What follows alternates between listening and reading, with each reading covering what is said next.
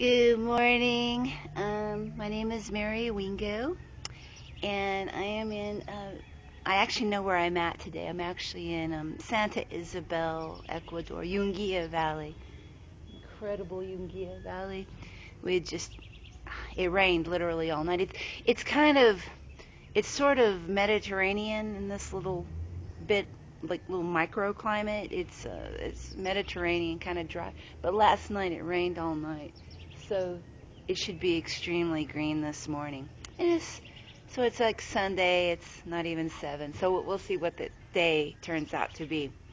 Today I wanted to talk to you about how the frontal lobe, how our frontal lobes modulate the stressful experience, in general, and like what the function, what I believe the function of the frontal lobes, especially like the prefrontal cortex, and especially the area behind your eye.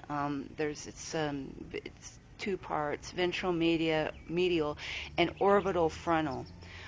Especially it's not just that. It's also the part behind your skull, because the parts behind your eyeballs modulate the emotional stress response.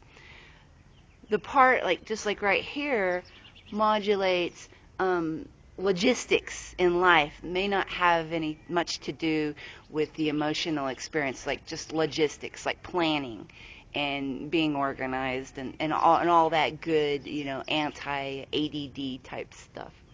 Okay, so my proposal is this: the frontal lobe, okay, what has developed throughout time evolutionarily in order to play out in our imagination as if, what if responses. And how does that relate to stress? Well, as we know, stress is the rate of adjustment one must undergo in order to adapt to whatever particular environment you have to be in. Okay, happen to be in.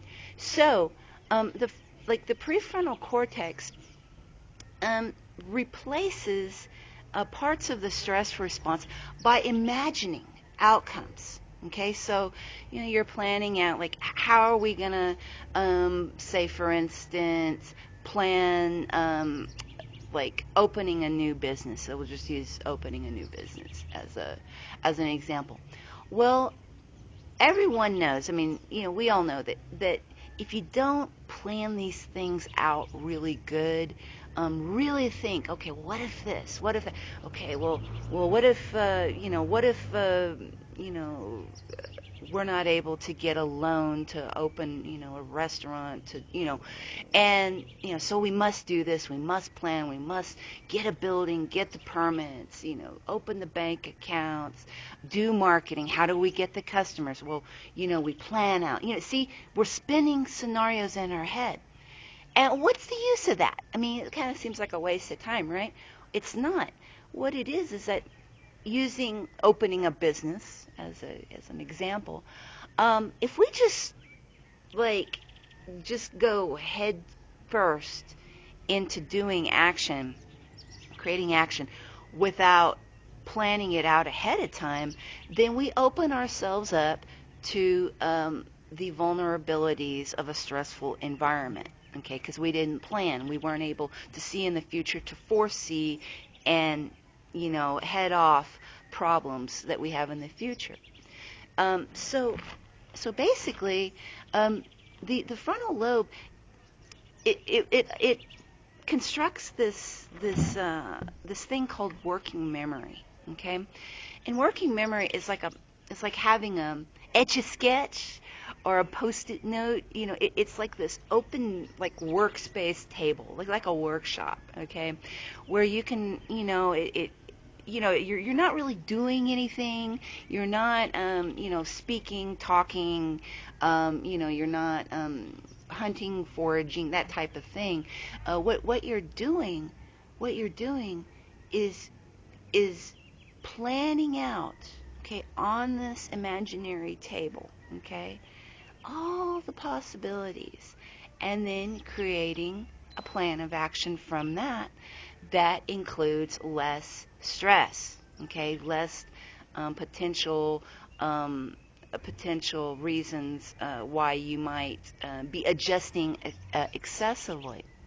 So the frontal lobe, frontal lobe is what made us human. Is what makes us pretty much dominant. And why is that? It's because it allows us to control our environment, okay? So as we've talked about before in other videos, okay, you have two choices when you undergo a stress response. You can either change the environment to fit, either you change the environment to fit you, or you have to change you to fit the environment. Now, what the frontal lobe does, it allows you to change the environment in order, to do to adapt with as few stressors as possible. Now, as we know, when we don't think, when we're not planning ahead, sometimes we open up a world of hurt and stress because we didn't head it off. We didn't control our environment. And so, basically, the frontal lobe is a stress modulator, okay? It is what has made us the most, well, I don't know if you call it successful, but the most dominant species that we've ever known on Earth. So it's very, very important to take care of your frontal lobe. We can go over in a different video on how we care for our frontal lobes, because they're very sensitive and they will break down. They're very, very fragile, and they they go offline for just about anything, including excessive stress. Because excessive stress can shut down the pathways that do problem-solving processing. So that's it for today.